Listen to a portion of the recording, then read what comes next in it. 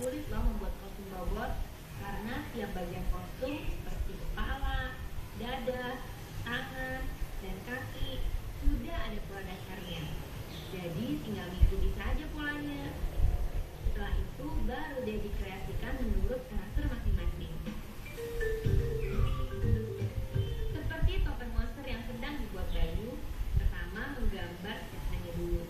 Kira-kira nanti jadinya seperti apa ya?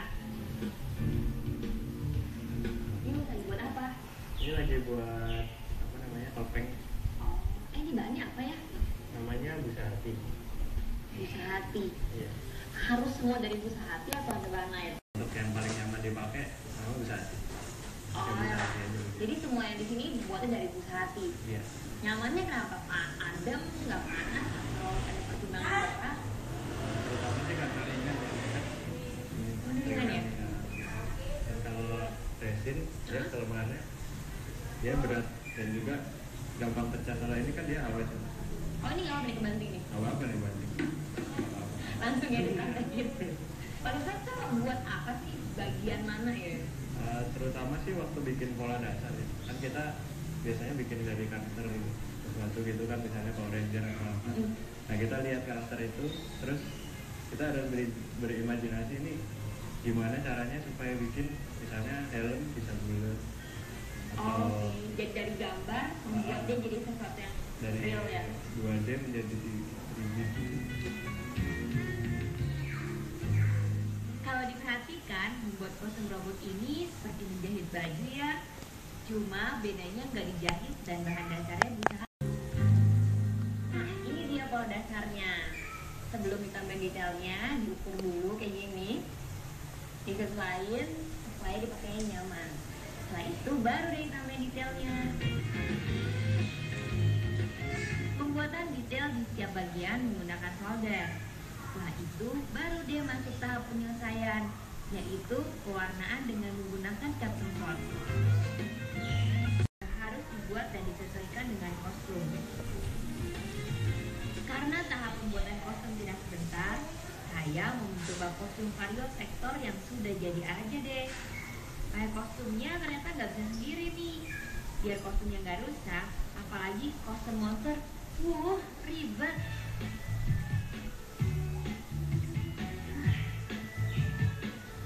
Ternyata ini cukup nyaman, tapi sayangnya karena bukan ukuran saya, ya jadi gini deh, agak kebijakan sedikit. Yang paling susah menurut saya pakai helm ini. Tapi ya kalau yang jiwain terus aja sih. Selain membuat kostum untuk dikenakan sendiri, komunitas toko satu ini juga menerima pesanan membuat kostum robot. Bahkan beberapa kostum yang pernah mereka buat dan sudah dipakai bisa dijual. Harganya mulai dari Rp1.500.000. Habis ini saya mau ikut teman-teman toko satu latihan gerak di daerah Rempoa, Jakarta Selatan. Kira-kira nanti latihannya seperti apa ya? Meski cuaca agak mendung, saya tetap ikut Bayu dan yang lain untuk latihan terang. Banyak juga nih yang ikut latihan, jadi tambah seru deh nanti pertarungannya. Sebelum latihan, harus pemanasan dulu biar nggak cedera.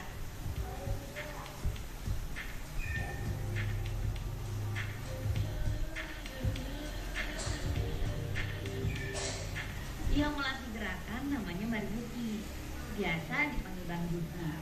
Karena baru pertama kali latihan, saya harus konsentrasi penuh biar nggak salah nanti waktu mempraktekannya. Ini acuannya apa sih gerakan-gerakannya yang lagi mereka latihan itu? Basically kita ngambil hanya 3 jurus bela diri, karena menurut kami itu yang paling simple dan gampang dilatih. Apa aja tuh? Itu dari untuk mukul kita pakai basic karate. Untuk Yang gimana?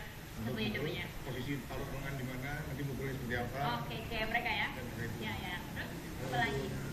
Tendangan kita pakai taekwondo, karena taekwondo itu sifatnya lebih tidak memakai power tapi lebih. Tetap tinggi juga kayaknya ya. Oke, terus apa lagi tuh? Terus untuk gerakan kelincahan, saya seperti menghindar serangan, apa itu pakai capoeira.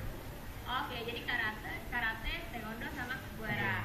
Terus pakem-pakemnya apa jadi yang harus benar-benar perhatikan selain tadi kayak tendangan, apalagi tadi pukulan ya, ada lagi nggak yang harus diperhatikan? Secara khusus nggak ada, cuman saya lebih melatih, menekankan kepada mereka bahwa kalau kita mukul kasih lihat kalau kita lagi mukul. Oh jadi kayak ada powernya Ya, ya? kelihatan ada powernya dan targetnya kelihatan. Kalau kita mukul kepala ya salah. Jangan mukul kepala tapi di sini. Udah salah ya, salah target. Salah target itu bahaya. Jadi apalagi mereka yang latihan pakai pedang-pedang itu mesti diperhatikan ya. Berarti kalau misalnya kena potong berarti arahnya mana Ya, seperti itu ya. soalnya pedang beradu begini harus mental kemana sebetulnya. Oke. Dan di sini yang paling kita tekankan juga kalau kita lagi koreo terus kena pukul, Ya. itu berarti salah yang kena pukul, karena dia Bukan yang mukul, tapi yang kena yang pukul. kena Berarti pukul. nggak bisa menghindar. Ya, karena tidak dan menghindar dia salah. Nah, sekarang giliran saya beraksi nih. Biar seru latihannya pedang.